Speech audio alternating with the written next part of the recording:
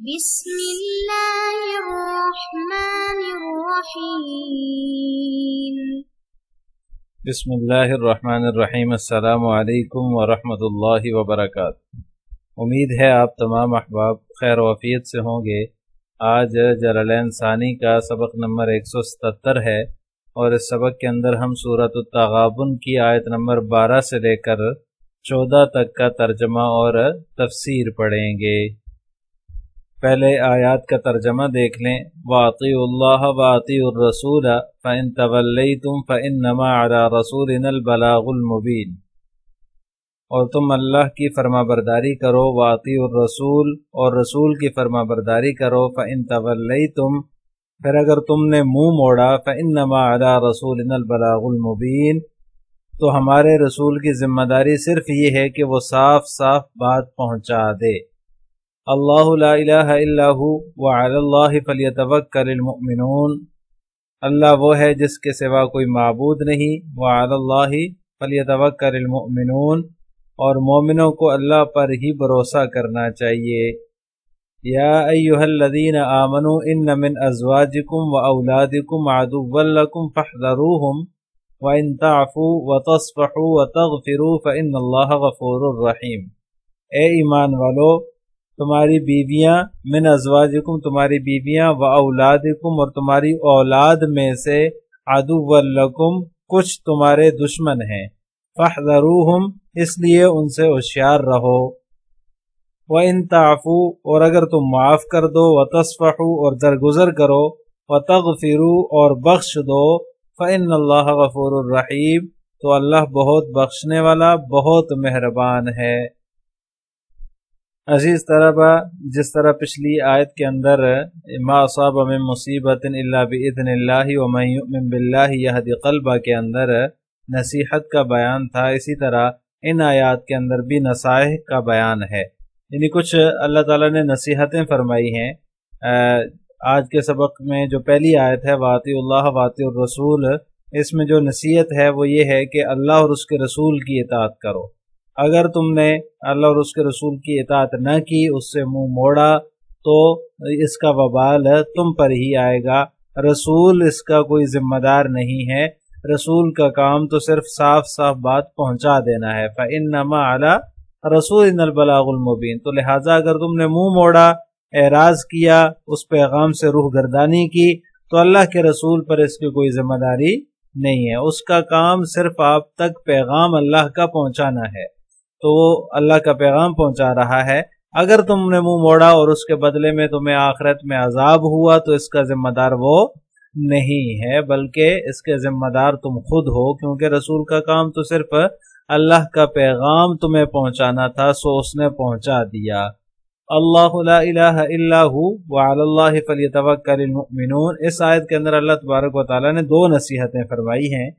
پہلی نصیحت تو یہ ہے کہ توحید کی تلقین فرمائی ہے، اللہ لا الہ الا ہو، اللہ ہے، اس کے سوا کوئی معبود نہیں، یعنی اللہ کے سوا کوئی معبود نہیں ہے، تو لہٰذا معبود صرف اللہ کو مانو۔ وعلی اللہ فلیتوکل المؤمنون، اور اللہ پر توکل فرماؤ، توکل کرو، یہ توکل کا حکم بھی دے دیا۔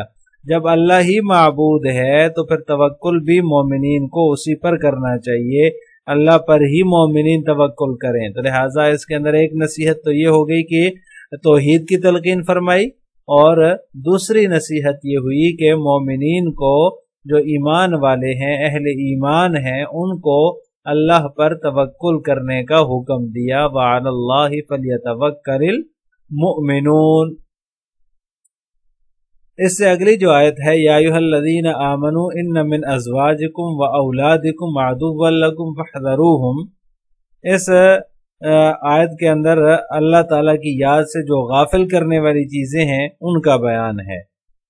ترمذی کی روایت ہے، حضرت ابن عباس رضی اللہ تعالیٰ عنہ نے فرمایا کہ جب مدینہ میں لوگ پہنچ گئے، رسول اللہ صلی اللہ علیہ وسلم کی خدمت میں حاضر ہوئے، تو انہوں نے دیکھا، یعنی جو ہجرت کر کے آنے والے تھے وہ جب مدینہ پہنچے اور آپ صلی اللہ علیہ وسلم کی خدمت میں حاضر ہوئے، تو انہوں نے دیکھا کہ ان سے پہلے ہجرت کر کے آنے والے کچھ لوگ تو دینی مسائل سیکھ چکے ہیں، اور جو ہے وہ کچھ نہ کچھ دین کے بارے میں علم حاصل کر چکے ہیں، یہ دیکھ کر ان کو اپنے اہل و عیال پر غصہ آیا اور جو ہے انہوں نے ارادہ کیا کہ اپنے اہل و عیال کو سزا دیں، کیونکہ اہل و عیال ہی نے ان کو ہجرت کرنے سے روکا تھا۔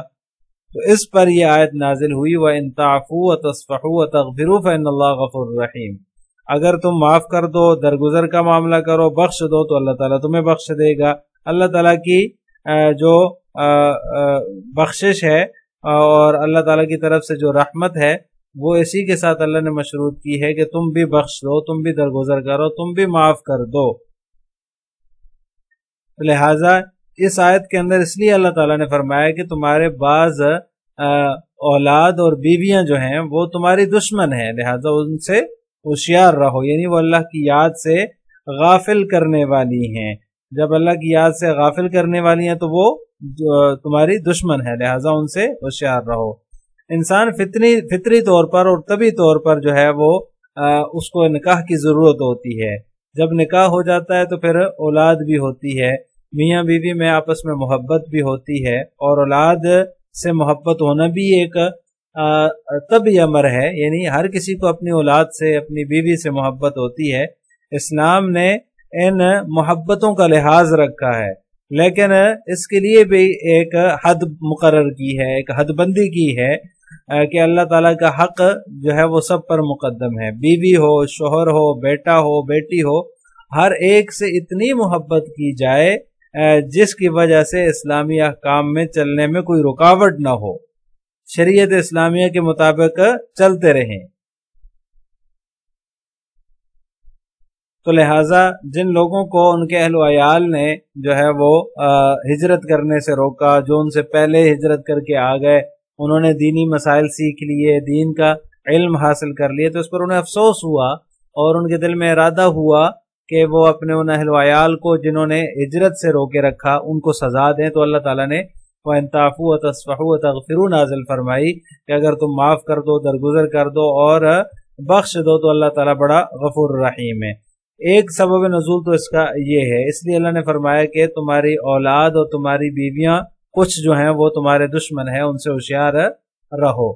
دوسرا شان نزول یہ ہے کہ حضرت عوف بن مالک اشجعی رضی اللہ تعالیٰ عنہ جو تھے وہ بال بچے دار تھے۔ جب جہاد کے لیے جانے کا انہوں نے ارادہ کیا تو ان کے بال بچے جو تھے وہ رونے لگے، جو ان کے بیوی بچے تھے وہ رونے لگے اور کہنے لگے کہ آپ ہمیں کس طرح چھوڑ کر جا رہے ہیں، ہمیں کس کے حوالے کر کے جا رہے ہیں۔ یہ سن کر جو ہے وہ انہیں ترس آ جاتا تھا اور جہاد کی شرکت سے وہ رہ جاتے تھے۔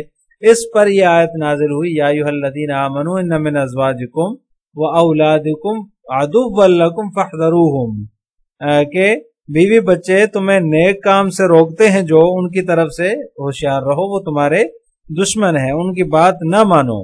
لہٰذا یہ دونوں قسم کی جو روایات ہیں ان میں کوئی تعارض نہیں ہے۔ ہو سکتا ہے یہ بھی اس کا سبب نزول ہو، حضرت عوف بن مالک الاشجعی رضی اللہ تعالیٰ عنہ کا جو قصہ ہے، اور اسی طرح جو پہلے بیان ہوا حضرت ابن عباس رضی اللہ تعالیٰ عنہما جو فرماتے ہیں کہ بعض صحابہ ہجرت کر کے آئے، تو جو پہلے صحابہ ہجرت کر کے آئے ہوئے تھے انہوں نے دین سیکھ لیا تھا، کچھ مسائل سیکھ لیے تھے، بعد میں آنے والوں کو خیال ہوا کہ ہمیں تو اپنے بیوی بچوں نے روکے رکھا، ہم اگر پہلے ہجرت کر لیتے تو ہم بھی کچھ سیکھ لیتے۔ تو یہ دونوں واقعات اس کا سبب نزول ہو سکتا ہے۔ ان من ازواجکم، ازواج زوج کی جمع ہے، شوہر اور بیوی دونوں کے لیے یہ بولا جاتا ہے، لہٰذا اس آیت کریمہ کا جو عموم ہے اس سے پتہ چلتا ہے کہ ہر شخص اس کا اہتمام کرے، چاہے وہ بیوی ہو چاہے وہ شوہر ہو، آپس میں ایک دوسرے کی وجہ سے یا اولاد کی وجہ سے اللہ تعالیٰ کے نافرمان نہ بن جائیں، اللہ تعالیٰ کی نافرمانی کرنے والے نہ ہوں۔ بیوی بچوں کی محبت میں اپنی جان کو ہلاکت میں نہیں ڈالنا چاہیے۔ بیوی اور شوہر اللہ تعالیٰ کے حکموں کے مطابق چلیں اور اپنی اولاد کو بھی اسی کے مطابق چلائیں۔ اللہ کی نافرمانی نہ شوہر کرے اور نہ ہی بیوی کرے اور نہ ہی اولاد کو اللہ کی نافرمانی کرنے دی جائے۔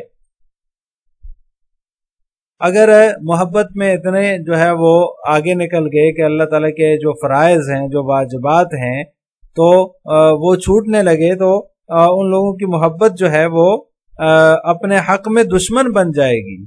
پھر اس دشمنی کا مظاہرہ جو ہے وہ میدان حشر میں بھی ہوگا، جو ان کی وجہ سے گناہ کیے ہوں گے ان پر مواخذہ بھی ہوگا۔ تو لہٰذا یہ انسان کی بے وقوفی ہے کہ بیوی بچوں کے لیے کماتا تو ہے، ان کو کما کے کھلا پلا بھی رہا ہے، لیکن اس میں حلال حرام کا خیال نہیں رکھتا، تو یہ انسان کی بے وقوفی ہے۔ حرام کمانے کا بھی گناہ وہ اپنے سر لے لے اور حرام کھانے اور کھلانے کا بھی، تو اس کی وجہ سے قیامت کے دن اسے عذاب ملے گا اور عذاب میں مبتلا ہوگا۔ دنیا میں بہت سارے لوگ ایسے ہوتے ہیں جو بیوی بچوں کی خواہش اور ضد کی وجہ سے گناہ میں مبتلا ہو جاتے ہیں، جیسے سود پر قرض لینا ہے، فضول خرچی ہوتی ہے، ہر تقریب میں بیوی کو جو ہے وہ ایک نیا جوڑا لے کر جو دینا ہوتا ہے اس کے لیے وہ ادھار بھی لیتے ہیں، رشوت بھی لیتے ہیں، گھر والوں کے اخراجات پورے کرنے کے لیے جو ہے وہ طرح طرح کے گناہ کرتے ہیں، اور ان سب کا وبال جو ہے ان گناہوں کا وہ اپنے سر لے لیتے ہیں۔ بیوی بچوں کو اس سے جو ہے وہ بحث نہیں ہے کہ ہماری ذمہ داری ہے، انسان کی ذمہ داری ہے، تو لہٰذا آخرت میں بھی جو ہے وہ اس کا جواب دینا ہے۔ تو لہٰذا بیوی بچوں کی محبت میں جو ہے وہ اتنا آگے نہیں جانا چاہیے کہ اللہ تعالیٰ کے جو احکامات ہیں ان کی نافرمانی ہو۔ لیکن ہر کسی کے بیوی بچے ایسے نہیں ہوتے، یہ بعض بیوی بچوں کی جو ہے وہ حالت ہے۔ ان من ازواجکم و اولادکم، اللہ نے فرمایا کہ بعض جو بیوی بچے ہوتے ہیں وہ تمہارے دشمن ہیں، ان سے ہوشیار رہو۔ بہت سارے ایسے بھی ہوتے ہیں جو انسان کو جو ہے وہ برے کاموں سے روکتے ہیں، بیوی اپنے شوہر کو جو ہے وہ حرام کاموں میں پڑنے سے روکتی ہے، اولاد جو ہے وہ ہر خواہش کے چکر میں باپ سے ہر طرح کی چیز کا مطالبہ کر کے اس کو حرام کے ارتکاب میں پڑنے سے جو ہے وہ روکتے ہیں، کہ اپنی خواہشات کو دبا لیتے ہیں، اور یہ نہ ہو کہ ہماری خواہشات کے چکر میں ہمارا والد جو ہے وہ حلال حرام کی تمیز بھول جائے۔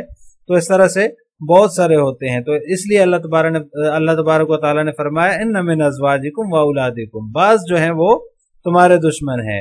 آگے وَإِن تَعْفُوا وَتَصْفَحُوا وَتَغْفِرُوا فَإِنَّ اللَّهَ غَفُورٌ رَحِيمٌ، اس میں معافی اور درگزر کی تلقین کی ہے کہ تم معاف کر دو، درگزر کرو، بخش دو، تو اللہ تعالیٰ بھی تمہیں بخش دیتا ہے۔